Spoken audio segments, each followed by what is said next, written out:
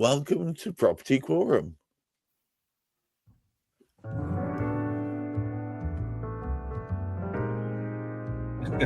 Willkommen, bienvenue, welcome one and all to yet another Property Quorum. You may notice that some of our usual suspects are missing. However, we are joined ably by the delightful Juliet Baboolal of Gareth Wax, Hamish McLay of Search Convey, and today we have as our very, very special guest, Rowan Waller of the Property Pen. Apparently, hitherto hailing from Spain, who could credit it? Welcome one and all. Today's topic, quickly onto that, seller beware, caveat venditor is the Latin for that, if anybody's interested. My Latin and Greek credentials, first time being used in about 30 years, but there you go. Apart from those times when I visit the British Museum, I have to translate all the damn inscriptions for people. Anyway, moving swiftly on. I'm going to move Hamish, as ever, straight under the bus. Caveat venditor. Hamish.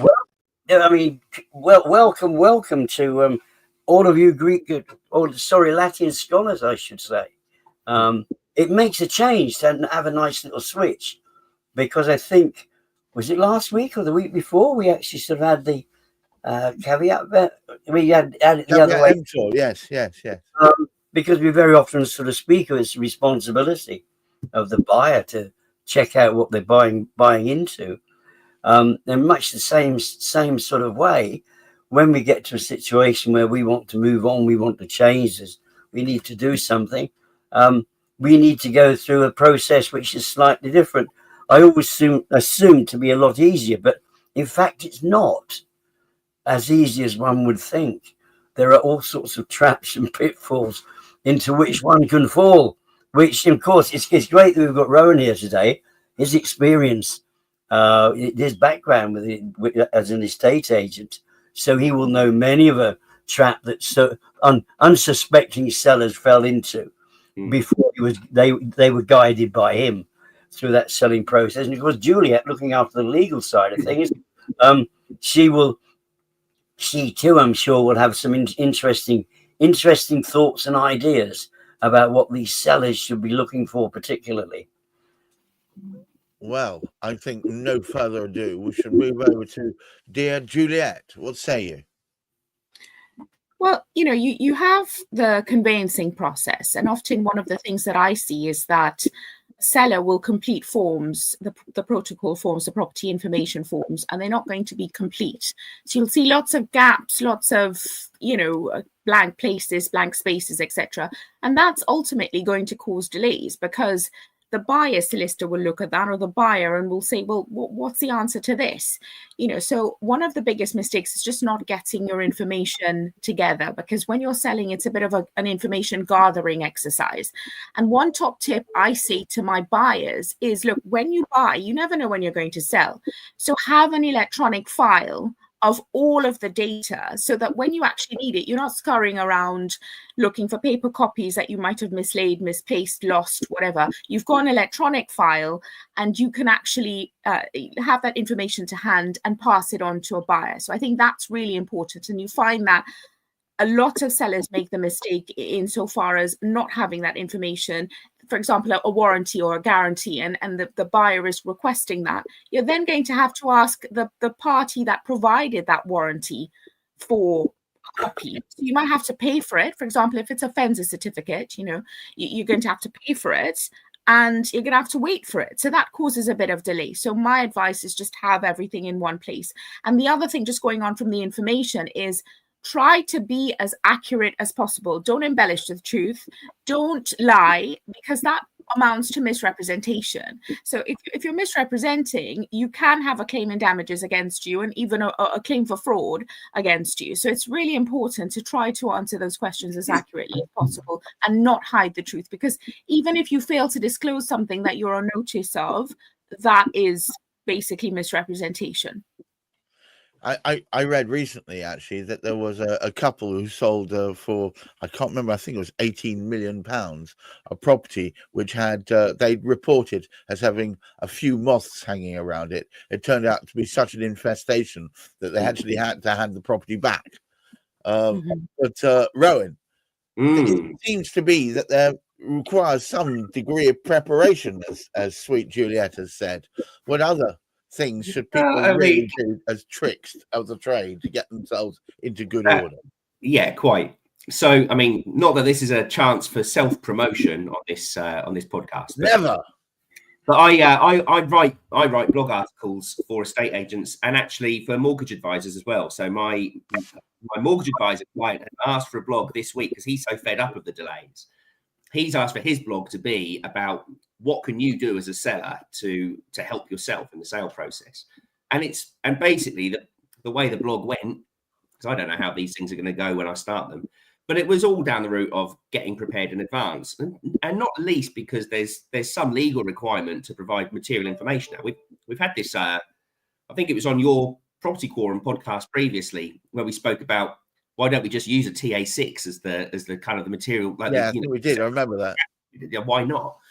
And actually, I had this conversation in a room with a legal firm yesterday, and a couple of estate agents, and the consensus was because actually the solicitors can't trust the sellers to get it right. So actually at the point of marketing. So, but yeah, it was all down to that. It was about getting your documents lined up. It was about knowing that you're going to need your fencing certificates if you've had windows replaced, that you're going to need to show your building control certificate. And if you haven't got those things, if you literally cannot lay your hands on these things, then get legally prepared with a solicitor in advance of the sale so that they can offer you advice on what the buyer's solicitor is going to ask for. If the buyer's solicitor knows, or rather if the seller's solicitor knows in advance, look, your buyer's solicitor, if they're working for a mortgage lender, will not let this go through without an indemnity policy to cover this missing thing. So we may as well get that in place now, right? You may as well.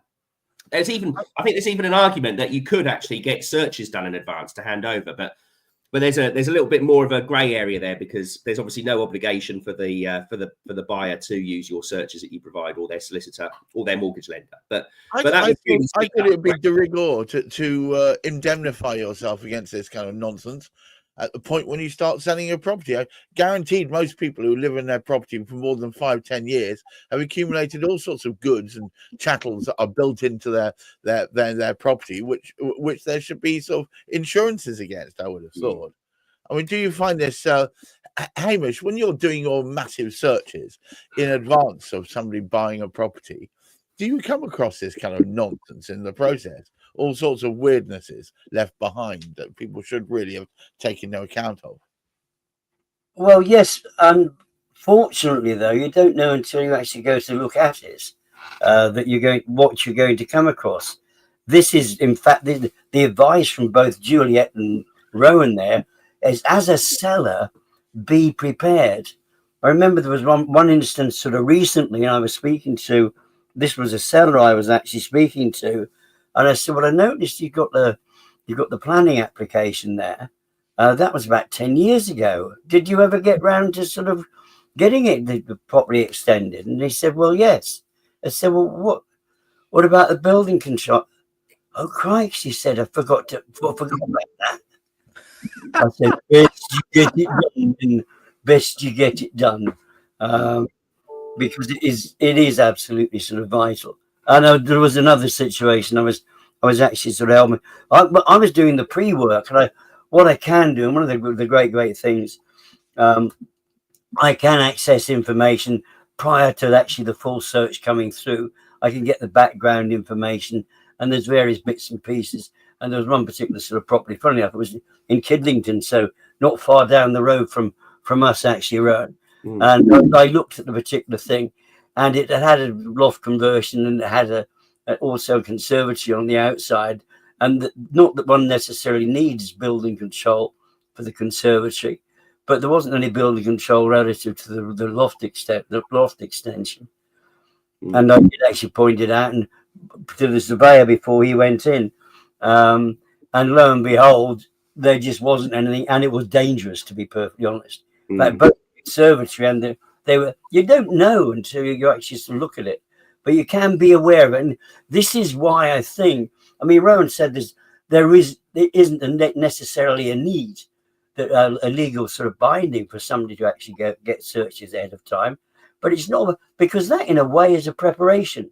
So a canny seller, it can be done. And if you actually are working with the right solicitors with each other, it's something you can get ahead of time, which puts things in perspective.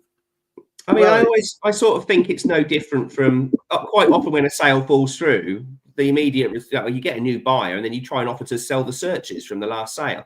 I don't really see it's any different from a seller just, getting their searches, regulated searches, or, personal searches we used to call them, didn't we? Well, if you're not a canny seller, then you canny sell it. So there we go. Sorry. That's Yeah. well. You like there. Sorry, Juliet. Surely it should be part of good etiquette that you prepare the way to make sure the sale goes through as smoothly as possible. If not for your own peace of mind, for the fact that you're going to hand on your chattels to somebody else in good order. Yeah, but what you've just said there, Gareth, comes from a seasoned seller. If you've not got a seasoned seller and someone who's bought the property and they're just looking to downsize, so they're selling up, they're not going to remember the process. They're not going to know the etiquette. And again, we go back to, look, get the right solicitor so that they can guide you, because equally a solicitor should be vetting the information as we go along. And if there's missing bits, then they should work out, well, how can they plug the gap? So for example, indemnity policies, they're beautiful things, but you've got to make sure that they're worth the paper that they're written on. And if you get an indemnity policy and you haven't satisfied the conditions on the policy, so for example, yes, I can get a lack of planning indemnity policy, but if the works aren't 12 months old or the work I don't satisfy the conditions and I need to make a claim on that policy, it's void because I haven't satisfied the condition. So it's not just about getting that piece of paper, but ensuring that it does what it says it will do. Another one is, you have people who've inherited a house. They know they've inherited the house, but the probate's still protracting and going on. And they've gone and they've, tried to sell this house. Well, you're not going to get the house sold until you get that grant of probate saying that you've got the legal rights to do so. So, it's in order for you to push the probate application or to push the lawyers doing the probate and answer the questions correctly so that it's not delayed. You've got people with assets all over the world who, when it comes to probate, because of the way our tax laws are structured now, it takes a really, really long time. So in terms of managing expectations, we often put the blame on the buyers. For example, you've just mentioned searches. Back in the day when we had the HIPS pack, do you know if you remember those HIPS pack? Good Lord. You'd put it all together. There was a bunch of hoo-ha, but I didn't actually think it was a bad thing because you actually preempted and got the information up front. And those searches, often when you see a report, it's addressed to someone and they will say that person is the only person who shall have reliance on this. The property searches aren't like that.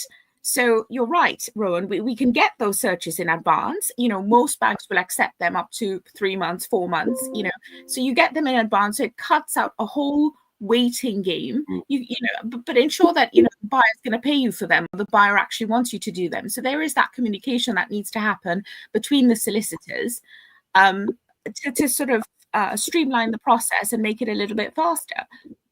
Yeah, I'd almost say it's not necessarily about the buyer paying for them. I think some sellers would just think, if this speeds up if this gets this process down from 150 days to 90 days, then it's worth doing. Although actually, I had this is another really interesting thing. What is the average conveyancing length now? Because to be honest, you hear agents talking about 19, 20 weeks, but 20 EA, I think, has come out and said that it's currently 118 days, which from sale agreed to completion, which is 4 months, which actually, that sounds quick. Anecdotally, I would say that sounds quick nowadays. Well, what is the average? Should I ask you, Juliet? Do you know any clue? What is the average length? Do you know what? It really depends. I mean, those statistics are probably correct, especially if someone's getting a mortgage. If I've got a cash buyer who's willing to take views on everything, you're looking at days. If I'm, with someone who's a bit of a stickler, and you talk about the price, some people not being concerned of the price for the searches, but I've got people who nitpick on you have a fixtures and fittings form, for example, and you're nitpicking on every bit. Oh, you want my curtains? You have to pay an extra amount for it. And so you find that that's often what happens, because if you've got a property that's been bought and sold, then the conveyancing is there. The property diligence is pretty much there. So, it really depends on, one, the parties involved, and two, the type of financing that they're getting. and whether there's a leasehold in the chain. Well, there's a leasehold in the Another chain. one, yeah. Well, look, as ever, this has been an interesting discussion. Hamish, would you care to take us home? Well, it's back to the same thing, and it's there's always this underlying aspect of the discussions that we actually have, and it's demonstrated particularly by somebody with Rowan's experience, somebody with Juliet's experience. It's so evident that if you're working with the right people, you will get that particular sort of guidance. If, for example, when he was actually working as an estate agent, if you were working with Rowan, effectively he would be, I was going to say chaperoning, it's not exactly the right word, but he would make sure you were on top of it, because Gently guiding. There we go. Professional. I mean, they're both professionals, so they would make sure everything was going right. If you try to do it on your own, or you're not careful about who you're working with, it can make an incredible difference. And that sort of prep work beforehand, yes, there's a lot you can actually do, and because it's a subject we can expand. So we'll certainly come back to it, because there's certain things we just didn't get anywhere near touching. And I think we find so often in this particular world that we live to do with property, there is an awful lot that goes on that we don't necessarily understand. But hopefully we picked up on a few points for people today. Well, yes, I think we have done. But one thing's come through loud and clear. As one of my old sales directors once said, preparation prevents beep poor performance. And if you can possibly prepare the way and have that file that Juliet says in one place electronically ahead of time, you'll reduce the amount of sweat that comes off your own brow, let alone the speed at which the process will go through. So on that bombshell, I get your homework done in advance. Let me thank all our attendees today, the fabulous Juliet Baboolal of Gunner Cook, the incredible Rowan Waller of the Property Pen, and of course our Lord and Master Hamish McLay of Search Convey. And to all of you out there, just get your ducks in a row. Goodness sakes. If you get your ducks in a row, you'll be thanking all of us 1,000 times over. And until the next time, trying to keep your feet on the ground, reach for the stars. You might hit the moon. And goodness sake, look after that mental health. Until next time, bye-bye.